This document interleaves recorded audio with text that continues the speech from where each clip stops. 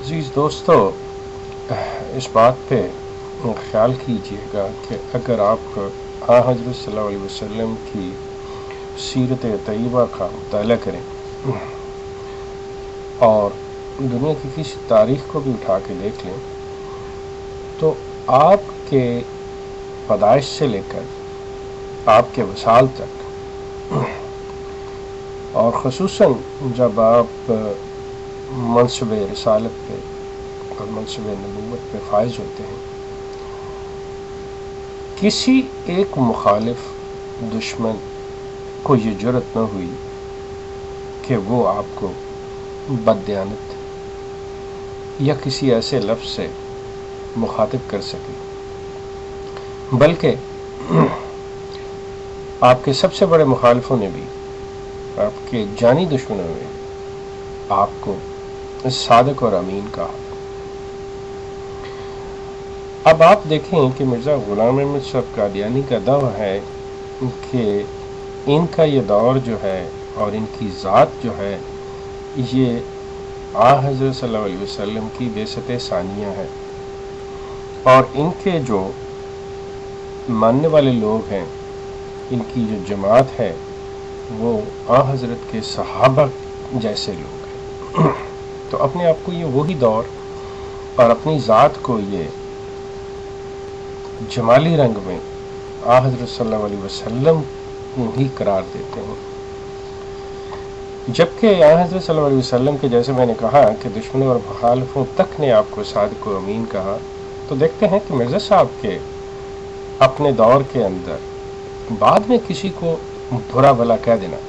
کہ بعد کے جتنے بھی مورخین آئے ہیں یا بعد کے متعصب جو لوگ آئے ہیں، انہوں نے حضرت صلی اللہ علیہ وسلم کو اگر کسی عیسائی، یہودی، ہندو، سکھ نے آپ کے بارے میں کچھ ایسے الفاظ لکھے تو وہ بہت دور اور بعد کی بات ہے، لیکن آپ کی حیات مبارکہ میں کسی کو یہ جرأت نہ ہوئی اور کسی کو بھی یہ ہمت نہ ہوئی کہ وہ کوئی ایسی بات زبان پہ لاتا جو کہ نہیں تھی۔ لیکن جب ہم مرزا صاحب کی طرف دیکھتے ہیں تو مرزا صاحب اپنے آپ کو جب کہتے ہیں کہ میں ایک نیک اور سچا انسان ہوں، لوگوں سے گواہیاں لے لیں، اور لوگوں سے گواہیاں دلانے کے لیے وہ کون سے حربے استعمال کرتے تھے آپ ان کی کتاب میں پڑھ سکتے ہیں، کہ جیسا کہ وہ اپنے نشانات کو یاد رکھوانے کے لیے لوگوں کو مٹھائیاں بھی کھلایا کرتے تھے اور یہ بھی کیا کرتے تھے۔ آئیے دیکھتے ہیں لوگ ان کے بارے میں کیا کہتے ہیں۔ حضرت کو تو صادق و امین کہا گیا، دیکھیے مرزا صاحب کو کیا کہتے ہیں۔ مرزا صاحب کہتے ہیں کہ وہی جو ان کے گواہ ہیں، مثال کے طور پہ لالا ملاوا مل اور لالا شرپت رائے، وہ ان کے اپنے قریبی ہیں، ہر وقت ان کے ساتھ بیٹھتے ہیں، اٹھتے ہیں، اور مرزا صاحب کے بڑے پکے گواہ بھی ہیں۔ وہ کہتے ہیں کہ یہ شخص محض مکار، فریبی اور صرف دکاندار ہے، لوگ اس سے دھوکہ نہ کھاویں۔ پھر مرزا صاحب خود کہتے ہیں مجموعہ اشتہارات جلد اول میں کہ لوگوں نے اس عاجز کو چور قرار دیا، مکار ٹھہرایا، مال مردم خور کر کے مشہور کیا، حرام خور کہہ کر نام لیا، دغا باز نام رکھا۔ یہ مرزا صاحب خود لکھ رہے ہیں کہ ان کو لوگ کیا کہتے ہیں، اور یہ اپنے آپ کو کہتے ہیں کہ یہ جمالی طور کے اوپر یہ حضرت صلی اللہ علیہ وسلم کا جمالی دور ہے، اور یہ کہتے ہیں یہ حضرت کی بعثت ثانیہ ہے۔ اب ان کے ایک مرید تھے ڈاکٹر عبدالحکیم صاحب سرجن، جن کے بارے میں مرزا صاحب کا کہنا تھا کہ اللہ تعالیٰ اس شخص کے ہاتھوں اسلام کی کئی خدمات، اس شخص کے ہاتھوں اسلام کی خدمات پوری ہوں گی۔ اب ڈاکٹر صاحب نے قرآن کی تفسیر بھی لکھی ہوئی ہے، ڈاکٹر صاحب 20-22 سال مرزا صاحب کے مرید بھی رہے ہوئے ہیں،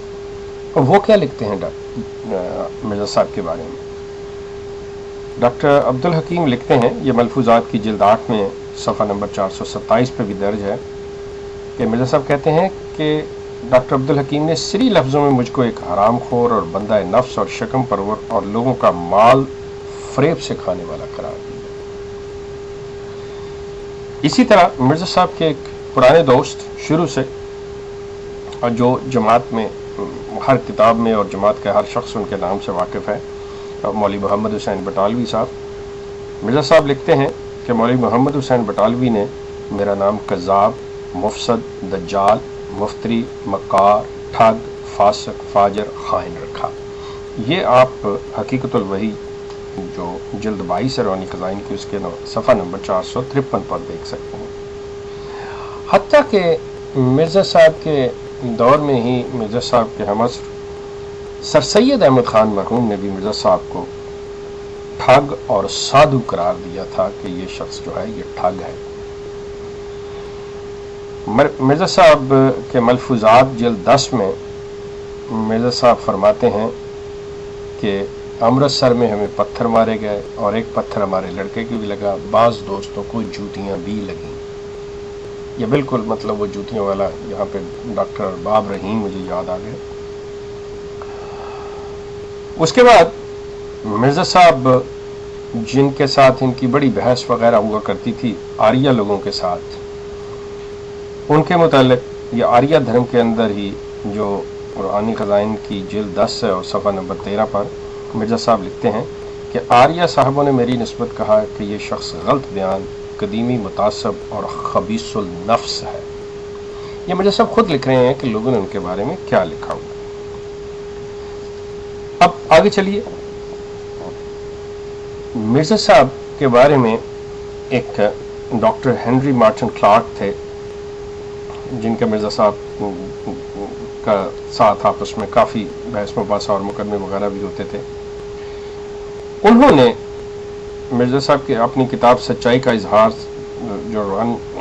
روحانی خزائن کی جلد 6 ہے اس کے صفحہ نمبر 2 اور 72 کے اوپر لکھتے ہیں ایک اشتہار میں کہ مرزا غلام محمد قادیانی یعنی ڈاکٹر ہنری مارٹن کلارک لکھتے ہیں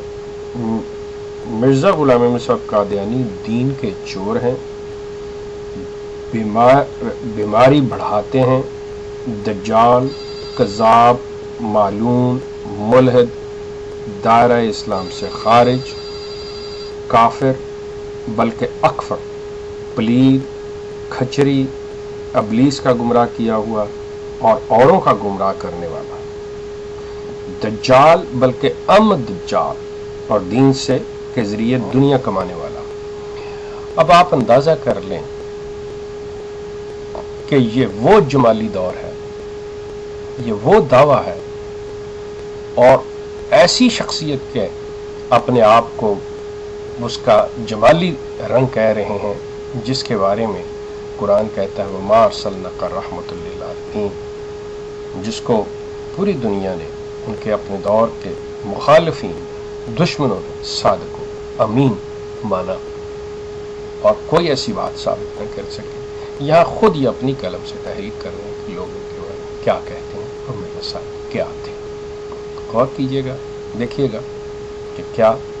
صادق امین کے مقابلے میں کذاب، مفتری، دجال، دغاباز، حرام خور، مال خور، کیا یہ شخص اس کا جمالی رنگ ہو سکتا ہے معاذ اللہ؟ کبھی۔ آپ کا شکریہ۔